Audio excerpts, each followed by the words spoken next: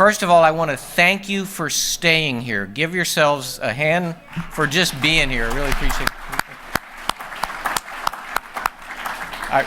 it. The last speakers in the last sessions loved it that you stayed, and so will your speakers here. So thank you very much for doing that. So we're going to have two very interesting closing talks to end our conference for 2019. And the first one's Jack Payne, and won't need much of an introduction. And if you want to read the full bio, you can do that in the program, but I'll say a little bit about it. First, Jack Payne is the Senior Vice President for Agriculture and Natural Resources at the University of Florida, which means he's the head of IFAS, the Institute of Food and Agricultural Sciences. He came as Vice President of Iowa State University previously, and prior to that he was Vice President and Dean at Utah State University. He's also been at two other land-grant institutions, Pennsylvania State University, where he was on the faculty of the School of Forest Resources, and later at Texas A&M, where he served as a faculty member in the Fisheries and Wildlife Department. After leaving Texas A&M, Jack had a long career with Ducks Unlimited as their National Director of Conservation. He received his MS in Aquatic Ecology and his PhD in Wildlife Ecology from Utah State University, and is a graduate of the Institute for Educational Management at Harvard University. He's a tenured professor at the Department of Wildlife Ecology and Conservation at the University of Florida. Just one more little quick story, and this would only happen to Jack, and he's the only person that would do this. He has a home on Cedar Key, and during the cold front that came through fairly recently, in fact 3 or 4 days ago, straight line winds blew down a large snag with osprey nests in it with active chicks in the nest, 3 chicks in the nest, and he, I guess, heard or saw the tree come down into an abandoned lot near his house, but it was dusk and very thick vegetation, so he waited until daylight, and one of the reasons he waited to daylight is he knew this property, he had sighted some very large eastern diamondback rattlesnakes on it, but in the morning, as soon as it got light, crawled through the vegetation to rescue the chicks. And one of them, unfortunately, was dead, but the other 2 were so young, their heads were lying on the ground. He saved them, got them to a wildlife conservation entity that then put them in a foster nest, and apparently, as of today, we think the mother is feeding them. So not many vice presidents will do that kind of thing. We appreciate it. Jack, so we welcome Jack back, and also Jack is, the school is what supports GEER, and we really appreciate it very much. Thank you. Thanks very much, Nick, and thanks for putting on a great conference every year, and the conference committee and my colleague Beth. I didn't know I was going to mention the ospreys. It was really a kind of a heartwarming story, but there's this huge tree. It was 50 feet high above everything else in this empty lot across from my house. And straight line winds that came through Gainesville and Cedar Key on Friday were pretty severe. I tried to go home after leaving campus, and every traffic light from campus to Archer was out. So every intersection was like 15, 20 minutes. So I got home right at dusk, and I've been watching for a week. This nest these ospreys had chicks, and I can see them feed them from my second-story window across the street. And they're really good parents. They 4 years in a row now they've fledged their chicks, and last year they fledged all 3, which is unusual. And I look out, and there's no tree. And so I go running across the street. It's at dusk, and you could not get into this lot. I mean, you think of thick vegetation. I never really paid attention to it, but you could not get 2 feet into this lot. The vegetation was so thick, and the vines and everything, and it was dark, and I couldn't see. And I figured, well, there's a lot of feral cats, there's raccoons, and in the 4 years I lived there, 3 5-foot eastern diamondbacks have come out of that lot. So I figured the chicks were dead, but I had to go see. So right at dawn the next morning, I took my loppers, and I got holes all over my back crawling through this brush. But there they were. I mean, the nest was on its side, and one chick was laying there dead with blood coming out of its beak. It looked like it had a fractured skull.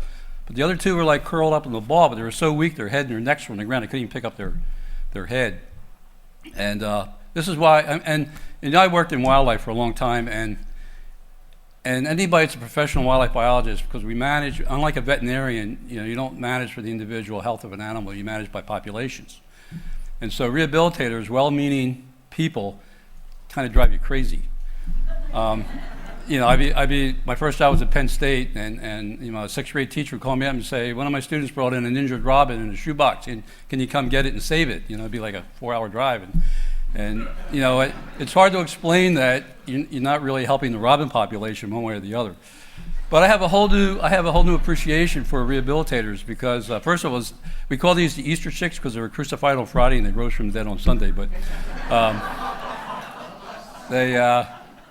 this rehabilitator that just so happens, well, first I called everybody. I called my friend Andrew Guda, who manages the Cedar Key National Wildlife Refuge. He's out fishing.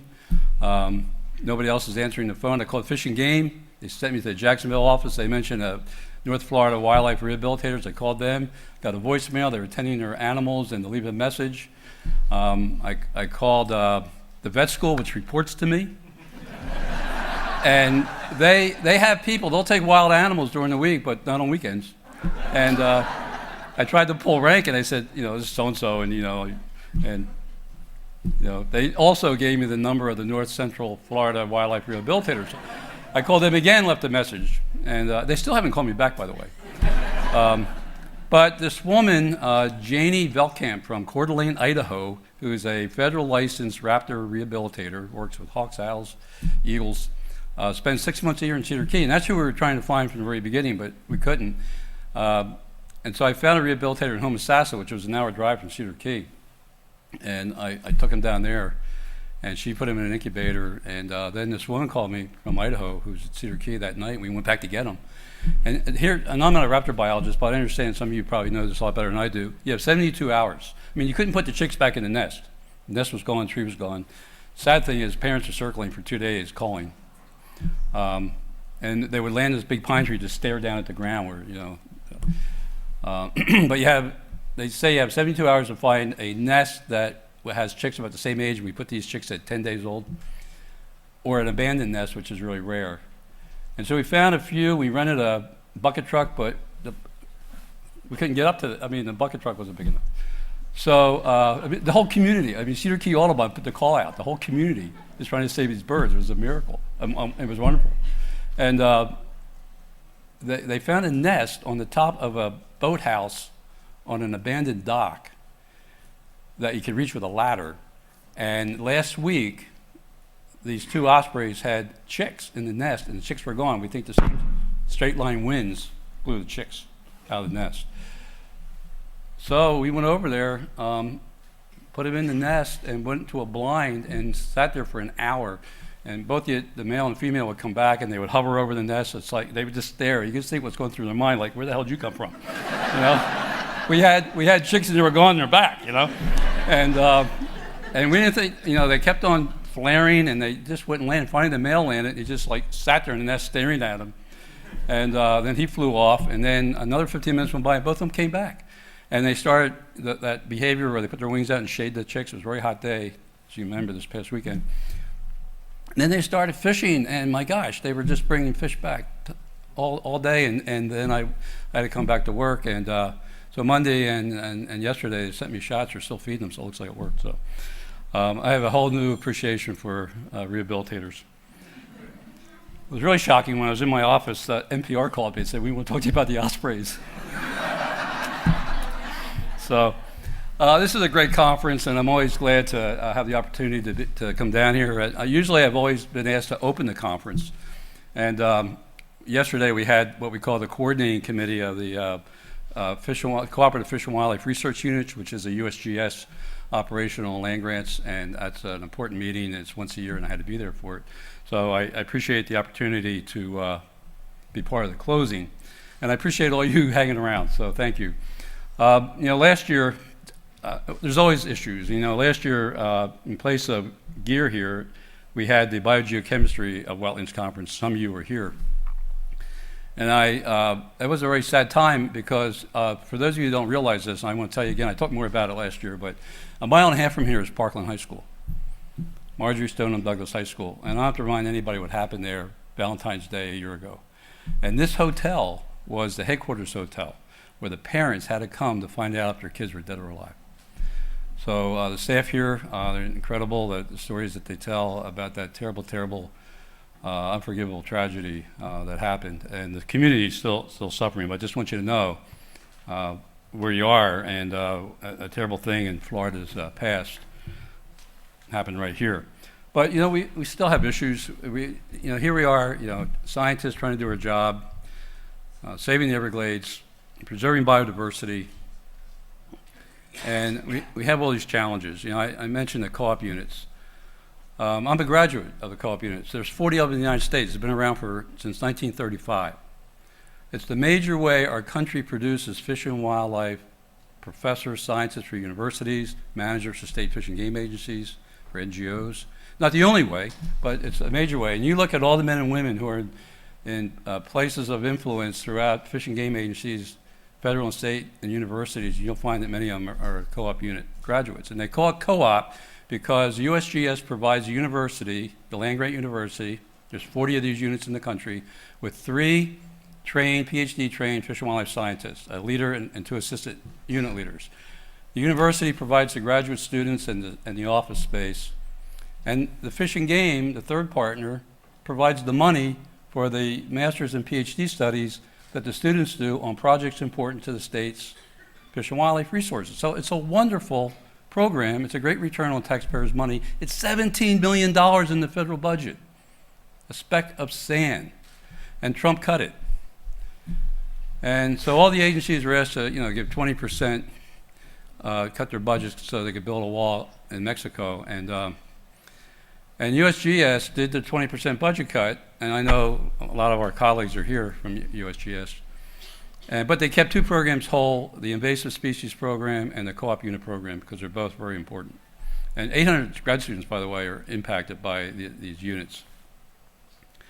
And they sent it up to Zinke when he was Secretary of Interior, and he, in the Green Book, and he ripped it up, said, nope. He didn't say specifically what would go in its place, we just said other priorities. So I was asked to represent the Land Grant Partnership. Ron Reagan, who is president of the Fish and Wildlife Agency Association for the United States, former director of University of Vermont Fish and Wildlife, he and I, because the feds can't lobby against themselves. So the 2 of us, with the president of Wildlife Society and the president of American Fisheries Society, made 5 trips to Capitol Hill. And we convinced the House to keep it in the program, don't let the president cut it, and they put a $1.9 million increase in it. Now, to be fully funded, it has to be $26 million. It's suffered over the years. It's at 17. 1.9 was really cool. We went to the Senate. They also agreed to keep it in the budget, and they put $250,000 in it. Then it went to conference and ended up with $1 million, but we saved it. And now we're trying to get more money for next year. But it's an important program, and it's kind of a foster child in USGS. It used to be a Fish and Wildlife Service, and because USGS, which is an incredible federal agency, the Fish and Wildlife component is a small component of what they do, and we worry about them just being hung out there. So I've met with Riley, the director, nice guy, former astronaut, and we convinced him he was going to transfer somebody from some other nether region in USGS to take John Organ's place, who's an incredible scientist, an incredible conservationist, and he took early retirement because he's having severe health problems. And we convinced him that you need somebody with John Organ's street creds and he agreed. So far so good. But now he's saying that they're going to move the whole operation to Denver. And I don't want to take up time for what I really came here to talk about, but that's not good either. And then last week, I don't know if you saw in the Washington Post, but now all the scientists that are in USDA, which is mainly NIFA, National Institute of Food and Agriculture, and ERS, have to stamp preliminary on the top of their final paper. So they do their research, they come up with their results, and they have to stamp preliminary, and the administration will decide what the results are. That's last week. So, as I said, it's always challenging. And the last part is kind of before I really talk about what I want to talk about. The good news is, so many of you know Beth Miller-Tipton, who puts this conference on. She calls me 2 weeks ago. Yeah, she's great.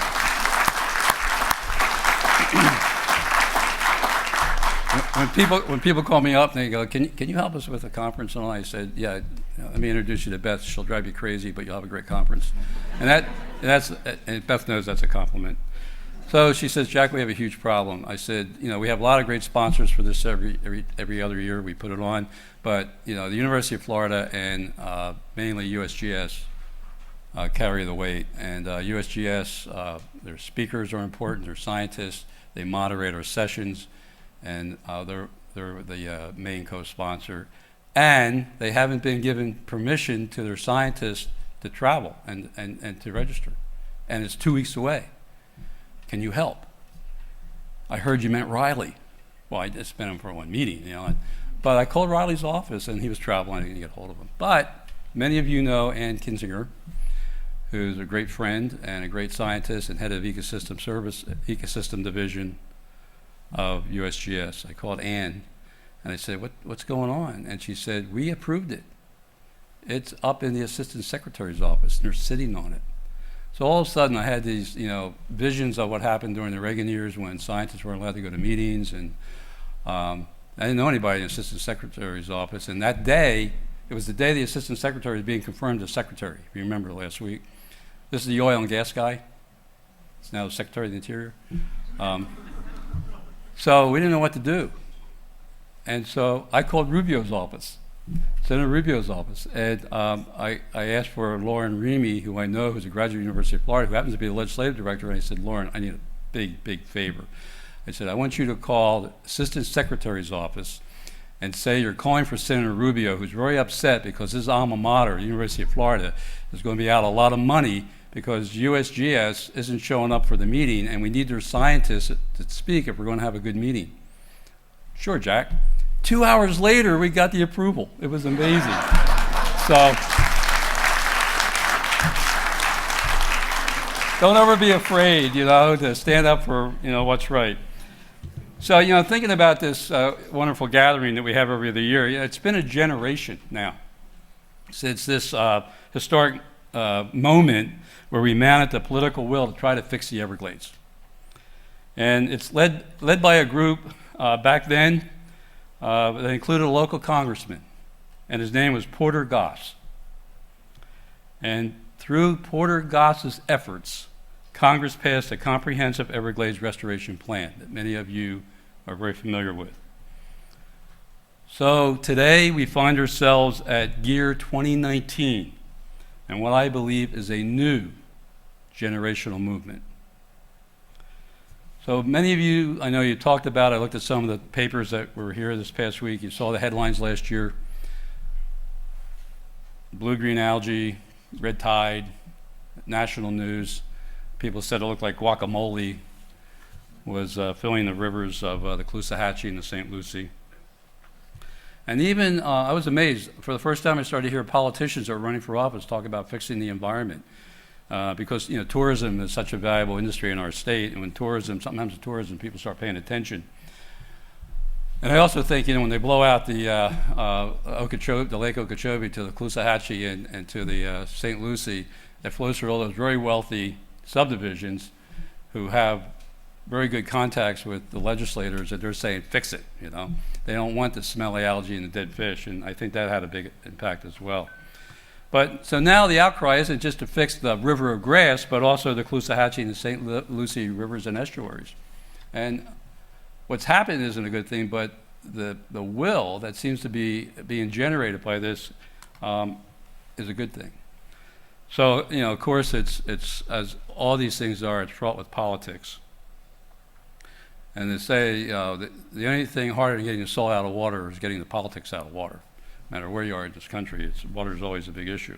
So be that as it may, this moment calls for science. It calls for scientists to show up and do their best work. And I'm glad to see so many of you showing up at GEER. We have an opportunity today to shine while the challenge we seek to address also has the attention of the politicians and the media and the public, the voters. Now, those of you that have been engaged in this work for so many decades, like many in this room, know the spotlight can dim as quickly as it shines. So it's critically important that we get to do the great things now while our work is being noticed and requested. We need to own the moment. We have a responsibility to add light to all the heat in the discussion of the Everglades future. So within 48 hours of being sworn in as governor, Ron DeSantis issued an executive order to spend $2.5 billion over the next 4 years for Everglades restoration and protection of water resources. I was shocked. I was shocked. And it is, according to the governor, the highest level of state funding for restoration in the history of our state. Now, Governor DeSantis also did something else that signals he's serious about the Everglades. He found a next generation Goss to help address this next generation moment. And I'm glad to share the podium today with Chauncey Goss, whom the governor appointed to the board of the South Florida Water Management District, and then his fellow board members elected him chairman.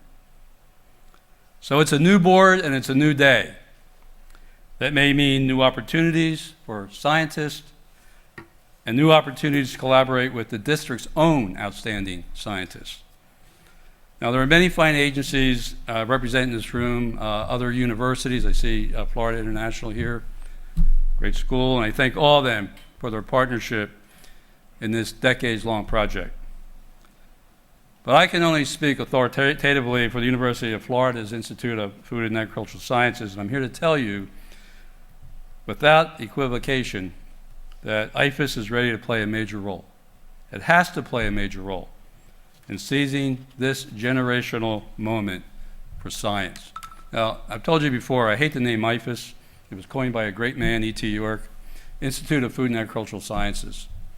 You know, and we are the research and innovation arm for the state's $140 billion agriculture. But what it doesn't say in that title is the fact that the wildlife faculty, the fisheries faculty, the marine mammal faculty, the School of Forestry and Conservation, the School of Natural Resources and the Environment, the Sea Grant Program, Master of Naturals, so we're all under IFAS. So my title, Agriculture and Natural Resources, is more appropriate who we are. So we say, IFAS is going to be involved and wants to partner with you in helping solve the problem. It isn't just the agriculturalist, although that's important, our involvement with agriculture, but we have wonderful natural resource scientists. And there are two leaders I want to single out here for their work in helping to prepare UF for this moment. First is my friend and colleague, Ramesh Reddy. Where's Ramesh? Sitting in the audience. There he is, right here. He recognized that last generational moment by mobilizing the scientific community by establishing this conference back in 2000, the year 2000, 19 years ago. Known as the godfather of GEER, is now the conference's chairman emeritus. But he too recognizes this opportunity for science right now that we need to capture. And that's why he just cut short. He was on sabbatical in India and came back. When the South Florida Water Management recently asked for research proposals, Ramesh, true to his nature, dove into assembling a team. And what a team it is. 24 of our faculty members are on it, and it includes people with decades of experience working on water quality, like Matt Wiles. Matt is the new chair, replacing Ramesh as chair of our Soil and Water Sciences Department. And he was most recently director, we just hired him last year, or it was earlier this year. He was most recently director of the Center for Ecology at Southern Illinois University, and just recently named a fellow at the Society for Freshwater Science, one of just 34 in a 1,700 member organization. And he's also affirmed his support and his department's support for what we want to accomplish through the GEER conference. So what also makes us ready to seize this moment in Everglades science, along with all our other agency partners and universities, is that Ramesh has been able to set the table for the past 3 years with a series of very exciting new hires, new assistant professors. These are young, hungry scientists eager to make a mark, a new generation of experts for this generational moment in Everglades science. So if you're here with these newcomers to the IFAS Everglades mission, please stand when I call your name. Django Bada, Masanori Fujimoto, don't be shy. Jonathan Judy, Julie Meyer, A.J. Reisinger, Lori Reynolds, and Ashley Smith. And I know, I talked to Ashley. There she is. All right. Right. Thank you. So they and their veteran colleagues have expertise in a range of specializations that are pertinent to the core mission of the South Florida Water Management District. Now, some of these disciplines include hydrology, vegetation, floristics, soils and sediments, flora and fauna, lab and quality assurance support, data mining, and regulatory permitting. So when you look at the incredible array of science on the GEER conference agenda, which includes so many of you in this room, you can see how critical it is that we bring together this expertise from multiple disciplines, multiple agencies, multiple universities. That's what Ramesh has done for us at the university with his proposal for the next 5 years of Everglades science. The second scientist leader I want to spotlight is Carl Havens. Carl, where are you sitting? Right here. Carl. Carl is an outstanding fisheries scientist who used to head our fisheries department, who's now been head of Sea Grant for quite a while. And like Ramesh, Carl recognizes that we're at a moment of historic opportunity for science. And he came to my office earlier this year because, you know, so many people are getting beat up, whether they deserve it or not, over red tiding and blue-green algae. I was summoned to a meeting by Noah Valenstein, head of DEP, and Adam Putnam, when he was still Commissioner of Agriculture last year, saying, hey, can the University of Florida help us? I mean, the whole state thinks agriculture is causing this problem. And agriculture is part of the problem, but it's everybody. It's 1,000 people moving a day to Florida. It's leaky septic systems. It's uncontrolled development. It's lawns and swimming pools and everybody flushing toilets. So it's a tremendous educational challenge to get people to understand. I mean, you know, Trump wants to build a wall in Mexico. We should have built a wall on the Florida-Georgia border. But, you know, we probably have as much success with that as, you know, he's having with Mexico. But he came to see me about this grand challenge that we all are thinking about, and how can we organize the expertise that we have to respond to the blue-green algae and red tide crisis. And a couple weeks later, you know, I gave him the green light. He had a conference room packed with talent. And those at the table included a still newly applied phycologist in Fort Lauderdale, Dale Laughinghouse, who has so impressed agricultural audiences with his even-handed presentations about algae that the American Farm Bureau flew him to D.C. to have him address the Water Quality Committee of the American Farm Bureau Federation earlier this year. We also have Ed Flips, an algal ecology expert with decades of public outreach experience. We had the leader of an emerging pathogens institute, who's an epidemiologist, because of the human health concerns that are now being voiced over the blue-green algae situation. So we alone have more than 50 experts who are conducting research and outreach related to the issues of nutrients and harmful algal blooms. So Carl assembled this talent to form this harmful algal bloom task force, and his vision is to investigate all sources, urban, agricultural, and residential, of nitrogen and phosphorus. A fully funded task force would determine whether existing control measures are working or not. Other work could include development of predictive tools so policymakers can questions like, will this summer be as bad as last summer? Or will red tide down south make it up to Sarasota next week? These are questions that the average Florida citizen wants to know and doesn't understand the challenges behind understanding why we have these in the first place. Now, it'll take funding. And next year we plan to lead the charge for legislative support. Right now it's blowing up in Tallahassee. They have a week to go. And it's a big, I was on the phone all afternoon with my legislative director, and a lot of you are involved, and there's a big food fight right now going on. I mean, the people in the Panhandle can't get any help from Hurricane Michael, and it's just too big a need for too little of money that's available. So one of the people at Carl's conference room was Tom Fraser, and I know many of you know Tom. He heads up our School of Natural Resources and the Environment, outstanding marine ecologist, water expert. Some of you have met Tom at this conference. A terrific scientist, but it's not just me who thinks that. So it turns out Governor DeSantis shares my opinion of Tom. The governor just this month named Tom Fraser the first ever chief science officer for the state of Florida. That's huge. So let's not overlook what great news Tom's ascension represents for all of us. It's great news for 3 reasons. 1, he's just a great pick. 2, it demonstrates that the DeSantis administration recognizes the tons of intellectual capacity that we represent in our agencies and our universities, that we are the sources for solutions. Hopefully it's a time for evidence-based solutions and not just pure politics.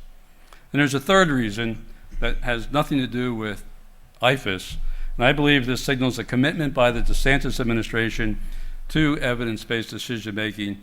And many of you have heard me lament in the past that science appears to have been ignored or even rejected by the previous administration, especially when you look at the appointments that made policy decisions over the things that we're trying to fix and solve. So contrast that to this from the governor in announcing he was appointing Tom, and this is a quote from the announcement.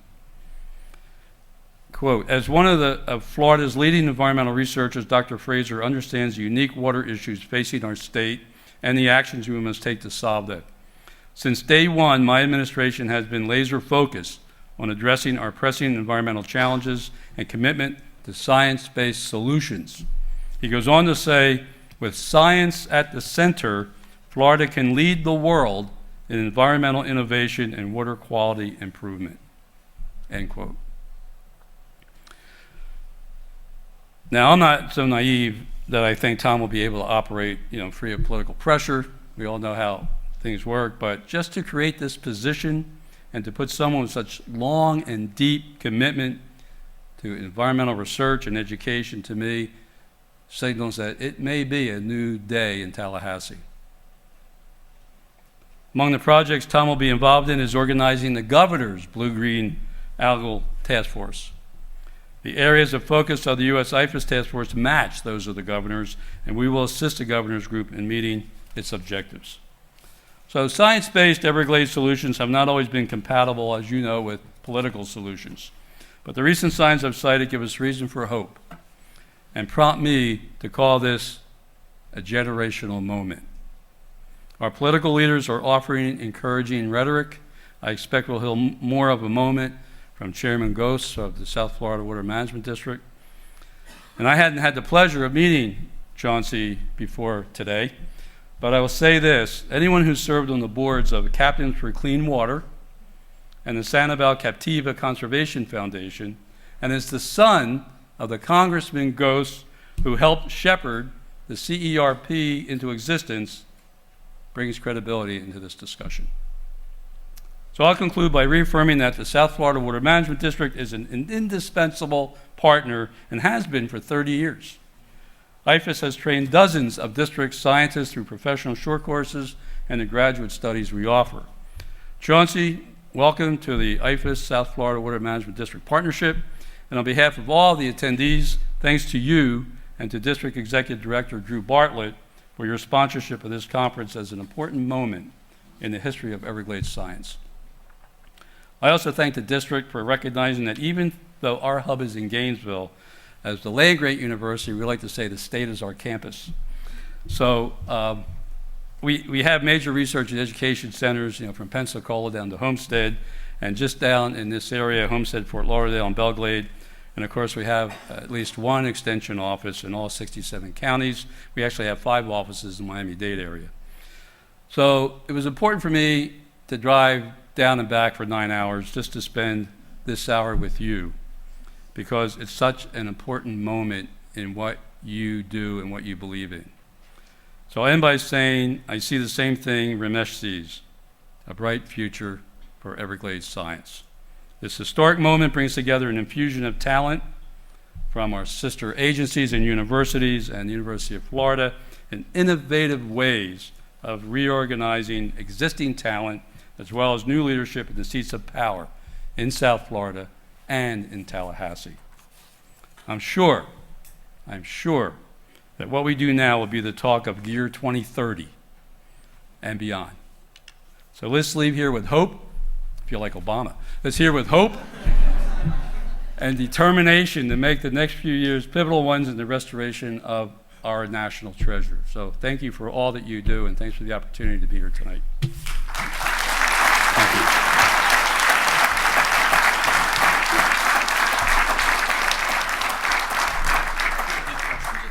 Oh, sure. Okay. Thank Yeah. you. I think we'll do